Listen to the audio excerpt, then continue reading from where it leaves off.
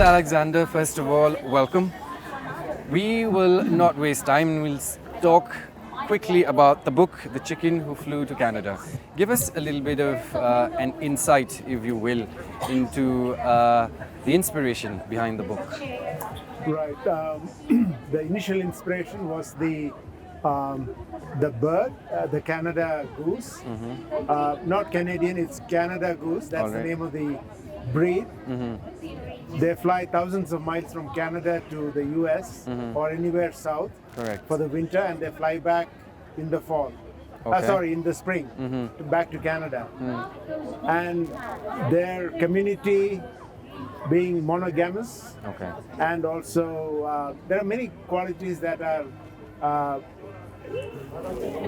which that they could have in the humans too. Interesting. So I looked them up, and then I had this idea about writing a book about a chicken who achieved his potential, exceeded his potential by actually learning flying from a Canada goose and flying with that goose and her team back to Canada. So that's the gist of the story, but the book has to be read to get the full story. We get that, right. Yeah. So, you know what, novels and children's books that you are interested in, am I correct? Sorry? Children's books are something that you're interested in? No, I've actually written 5 full-length novels for mature audiences, for regular novels.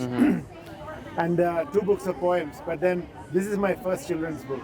Right. Why venture into it right now? Why do you think that the time is right? Okay, every bad thing has a good side as well. I agree. So COVID, I had come to Shillong on a 2-month visit, and I got stuck here for 11 months. I could not go back. Wow. So during that time, I had a lot of time on my hands. You couldn't go out.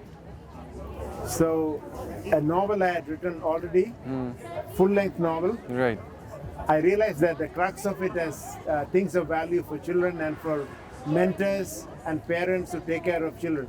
True. And teachers. Right. So those 3 themes, one being need for achievement, the other is mentoring, and the last is universality of the humankind.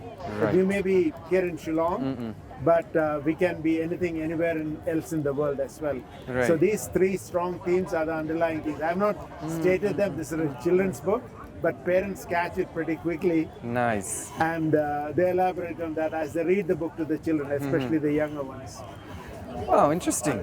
So, Mr. Alexander, festivals like literary festivals that we have, how do you reckon they enrich, let's say, not just children in particular, people who are into books and people who are not into books? How important are festivals like this, in your opinion? Right. As a person who has written books, obviously I love books. Yes. But it was not there when I was in school. The school had a library, but I rarely made use of that. It was when I was in college that I discovered a public library, and I loved reading.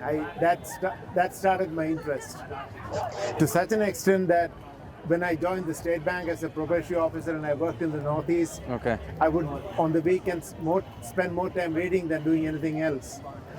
But I did not write at that time. It was only much later, when I had moved to the United States temporarily, that I started writing books of my own. Right. Influenced by books that I had read in my youth and later in my adulthood. Correct. Yeah. So, you know, speaking of books, what is that one book, apart from your own, that you would advise readers to read, and why? Well, books are personal things. What I find touching for myself may not be something that I agree. you or anybody else True. would correlate with. But for me, the writings of an author called William Saroyan. Okay. He writes in English. He wrote in English. He passed away. And English was his first language. Okay. But ethnically, he was Armenian. And I have a connection with Armenia. I go there every year. After Shillong, it's my next favorite place to be.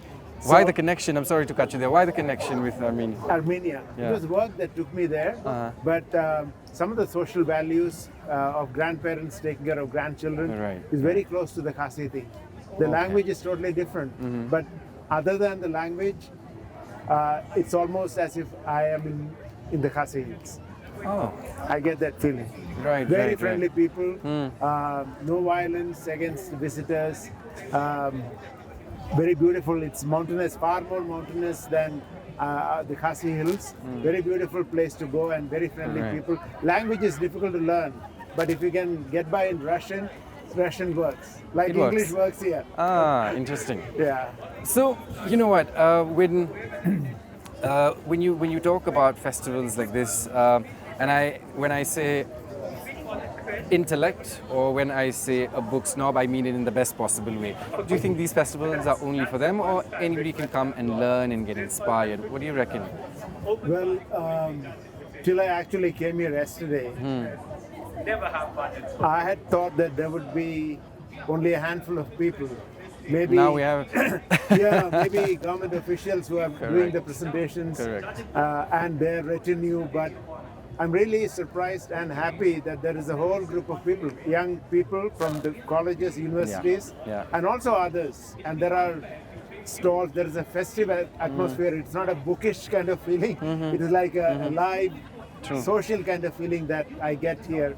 So I really congratulate the government of Meghalaya for supporting, or I don't know, the extent of the support, maybe it's 100%. Correct. In doing things like the literary festival. It's really good. I don't think many other governments do it, and for us to do it here in the Khasi Hills, it is really fantastic, really amazing. Fair enough, sir.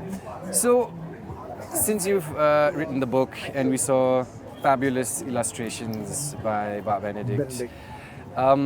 where do you see, or how do you see rather, the future of graphic novels in the state? Let's narrow it down to where we are. Yeah, Where in do you our see? state, right? Yeah. Yeah. I saw books in English for children based on old Khasi Garo stories. I forget the name of the government plan under which these books have been created. It's right here.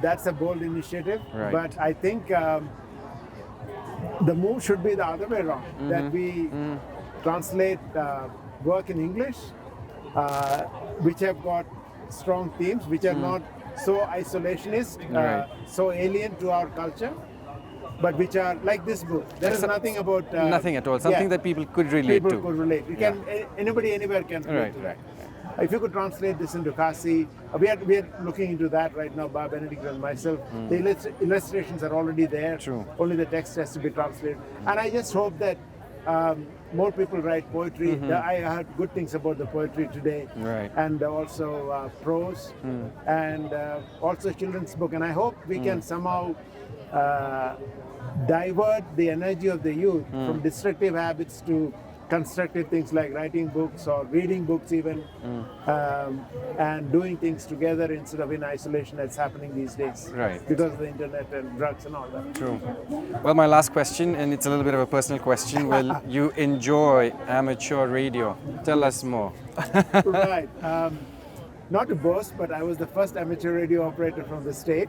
What are you saying? Yeah. Wow. And I got my license in 1987. You have to pass the 1987. Okay. Yeah, you have to pass an exam by the government of India. Each country issues their own license. I have licenses in 4 countries: US, Armenia, here, Bhutan. Okay. So the beauty about amateur radio is you can sit in your room and you can talk to people in Germany, the US, England, Wow. Russia, anyway, Japan. And Shillong with the altitude is a very good place to work foreign stations. So it's been a passion of mine other than reading to sometimes. You still do it? I still do it. I Wow. did it yesterday. So I spoke to Russia and Japan. So Nice. it's great fun. There's one other amateur radio operator in Shillong, about Patrick, I forgot his last name. Okay. He's from Moprem. Okay. He has a license, but I think he's not in town at this time. Okay. But with some government support, if you could set up, I'm willing to put my Right. energy into it, set up a club for young people. In addition, That's a good idea. in other places, Yeah. in Japan, every town has a club. And children, see, the festival here today is about the arts, Yeah. books, painting, music, whatever, poetry. True. But there's the science aspect also. We have to know science to get along in this Correct. world. So this is a great hobby. Children build radios themselves. You don't have to buy ready-made ones like I do. You can connect an antenna and you can talk to the world. You can talk from here to Guwahati without a cell phone. So these are interesting things to do. How has it helped you? Oh, it has helped me in broadening my outlook. It has helped me in understanding physics and science better. Right. I'm not a physicist myself, but I know well enough to be able to set this up and do it myself. But my main thing is that you're not like a frog in a pond. Correct.